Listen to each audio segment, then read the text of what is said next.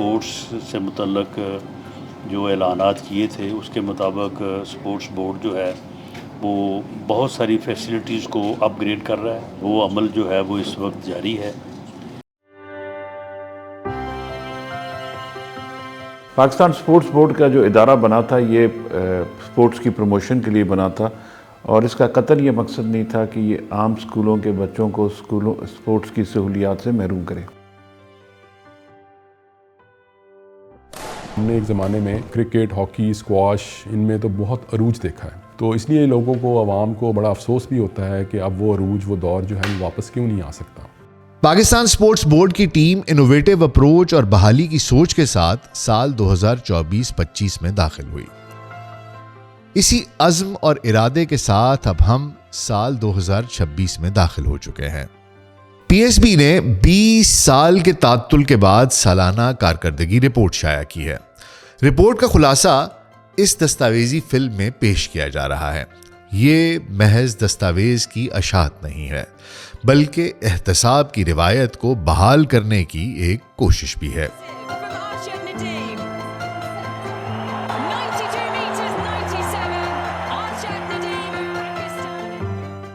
جناح stadium اسلام آباد میں Arshad Nadeem high performance academy قائم کرنے کا میں اعلان کر رہا ہوں. وزیر اعظم پاکستان کی ہدایت پر پی ایس پی نے Arshad Nadeem high performance academy کی بنیاد رکھی. ساتھ ہی کھلاڑیوں کے لیے ایک state of the art hostel کی بنیاد بھی رکھی. اس منصوبے کی تشکیل کا بنیادی ہدف 100 دن کی ریکارڈ مدت میں حاصل کیا گیا ہے. شفافیت اور پائیداری کے لیے گورننس کے شعبے میں بڑے پیمانے پر اصلاحات کی گئی ہیں. فیڈریشنز کو ماڈل آئین کا ایک فریم ورک دیا گیا ہے. میرٹ پر مبنی انتخاب کو ادارہ جاتی شکل دی گئی. مربوط ضابطۂ اخلاق متعارف کروایا گیا. گرانٹ کے لیے پہلی بار شفاف میکانزم متعارف ہوا. این او سیز کو کیو آر کوڈ سے منسلک کیا گیا. قومی سطح پر تشکیل دیے جانے والے تربیتی کیمپوں میں بائیو میٹرک حاضری کو لازمی قرار دیا گیا. بین الاقوامی مقابلوں کے لیے منتخب کھلاڑیوں کی مکمل تفصیل اور میرٹ کا معیار ویب سائٹ پر اپلوڈ کیا جانے لگا. پی ایس پی نے کیش ایوارڈ پالیسی کا 18 سال بعد اثر نو جائزہ لے کر بڑے پیمانے پر تبدیلیاں کی. نظر انداز کیے گئے کئی اہم مقابلوں اور ایونٹس کو پہلی بار کیش ایوارڈ کا حصہ بنایا گیا.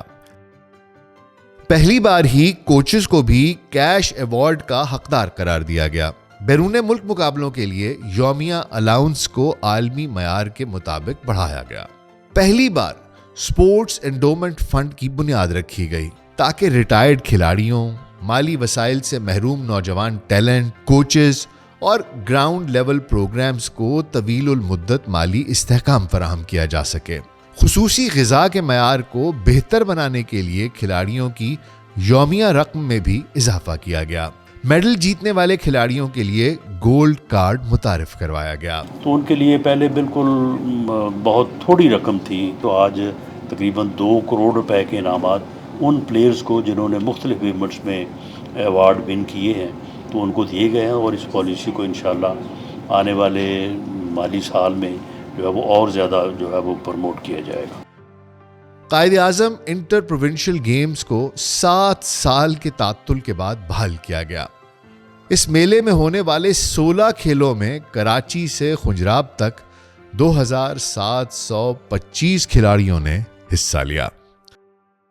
2021 میں ڈپارٹمنٹل سپورٹس کے خاتمے کے فیصلے نے کھلاڑیوں سے روزگار، تربیت اور صحت مند مقابلے کے مستقل مواقع چھین لیے.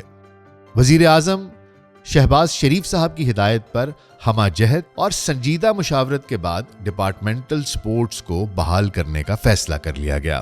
پاکستان سپورٹس بورڈ نے اسکولوں کی سطح پر رک جانے والی کھیلوں کی روایات کو بھی پھر سے زندہ کیا. افراد باہمی معذوری کی سماجی شمولیت بڑھانے کے لیے کھیل کے دائرے کو وسیع کیا گیا. یتیم بچوں کو سپورٹس کی تمام سہولیات بلا معاوضہ فراہم کرنے کا فیصلہ کیا گیا. ان بچوں کے لیے سپورٹس اکوپمنٹ اور سپورٹس کٹس. تو تقریباً 50,000 بچوں کو ہم نے ٹریک سوٹس دیے تاکہ اسلام آباد کے اسکولوں میں جو سپورٹس کا ایک ایکو سسٹم ہے اس میں وہ اپنے آپ کو ایک سپورٹس مین سمجھنا شروع کرے. پھر ہم نے اسلام آباد کے اسکولوں میں سپورٹس کا اکوپمنٹ کرکٹ، ہاکی، فٹ بال، باسکٹ بال، رگبی، ان تمام فیسلٹیز کو ایکسٹینڈ کیا اور اسکولوں کے بچوں کو یہ اکوپمنٹ دیا. آؤٹ ڈور سپورٹس میں دلچسپی بڑھانے کے لیے فیملیوں کے لیے نہایت سستے اور پرکشش پیکیجز متعارف کرائے گئے.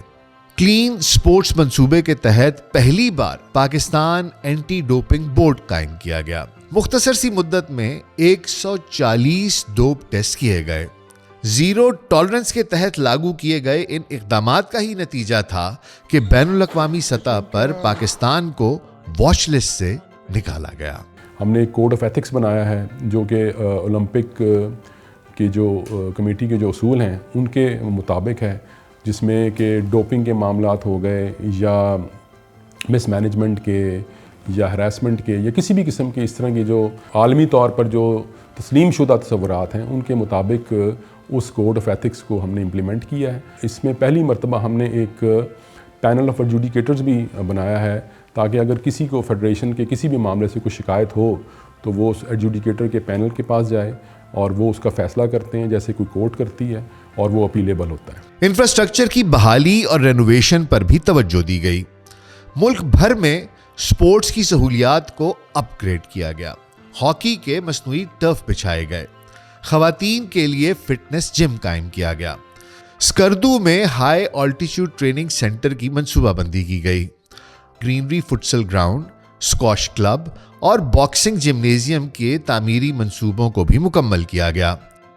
سیکیورٹی کے نظام کو جدید خطوط پر استوار کیا گیا. انتظامی جدت کو فروغ دینے کے لیے ای آفس کے ذریعے پیپر لیس گورننس کی طرف پیش قدمی ہوئی. پیپرا اور ای پیڈز کے ساتھ الحاق کیا گیا. چیف فائنینشیل آفیسر کی تقرری عمل میں لائی گئی. چارٹرڈ اکاؤنٹنٹ فرم کی خدمات حاصل کی گئیں. پری آڈٹ سسٹم متعارف کروایا گیا. ریکارڈ تعداد میں بورڈ میٹنگز کا انعقاد ہوا. 2023-24 کے مالی سال کے دوران پاکستان سپورٹس بورڈ کی خود پیدا کردہ آمدن 40.76 ملین سے 75.94 ملین روپے تک پہنچائی گئی. اس ہدف کو یقینی بنانے کے لیے وی آئی پی اور کمپلیمنٹری کلچر کا خاتمہ کیا گیا.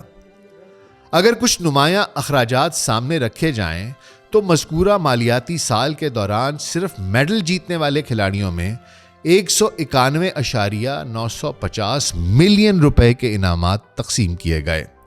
نیشنل سپورٹس فیڈریشن کو گرانٹس کی مد میں 101.996 ملین روپے ادا کیے گئے. 242 ملین روپے کے اخراجات قائد اعظم گیمز کی بحالی پر آئے. اسی طرح سہولیات کی بحالی، انفراسٹرکچر کی رینوویشن اور اپ گریڈیشن پر 1168 ملین روپے کی لاگت آئی. ٹریننگ کیمپس پر 53.274 ملین روپے خرچ ہوئے. پیرس اولمپکس گیمز اور پیرالمپکس گیمز پر ہونے والے اخراجات 7.38 ملین روپے رہے. کئی دہائیوں بعد پہلی بار سپورٹس گورننس رسمی کارروائی کی بجائے ادارہ جاتی انداز میں سامنے آئی. 20 سال بعد سالانہ رپورٹ کی یہ اشاعت بھی محض ایک علامتی کارروائی نہیں ہے. یہ سمت کا واضح تعین ہے اور مکمل بحالی کا عزم ہے.